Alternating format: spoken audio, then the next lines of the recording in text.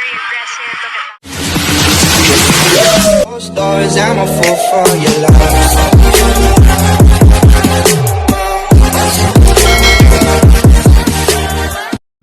Good day mga ka-sports natin dyan. Third set update nga tayo ng Creamline versus PLDT kung saan nga lamang nga ang PLDT pagkatapos nga ng first technical timeout.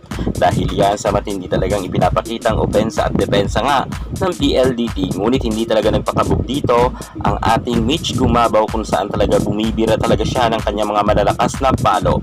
Of course, ang ating Queen Gemma Galanza at ang ating BDL ay gumagawa rin talaga ng score. Sinamahan pa yan ni Bernadette Pons na kung saan siniswerte nga ngayon at talagang pumupuntos nga itong si Pons.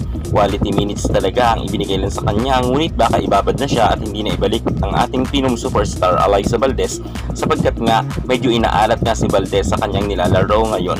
At eto nga, dahil nga kay Bernadette Pons ay nag-iba nga ang laro nga ng Creamline Cool Smashers kung saan nga nabaliktad na nga ang pagkakataon.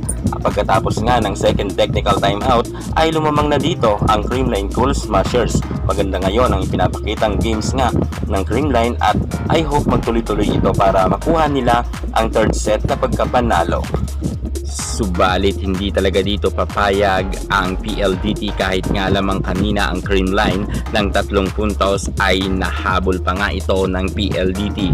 Kinapitan talaga ng husto ng kupunan nga ng ating Erica Santos. Si Erica Santos nga ang nag-shine nga pagdating nga sa last part ng laban nila kontra nga dito sa Creamline Cool Smashers. Mukhang hirap na hirap nga ngayon ang Creamline na talagang dikitan nga sila or pantayan nga ang mainit na nilalaro nga ng PLDT.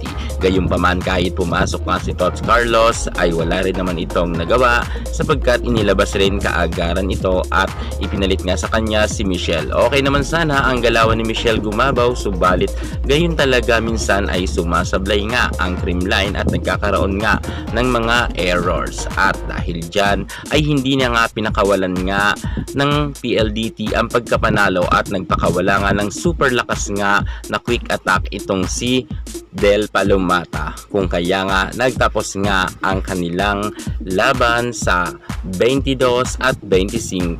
Congratulations sa PLDT, isa na lang para nga maiuwi na ng pagkapanalo ng PLDT ang laban.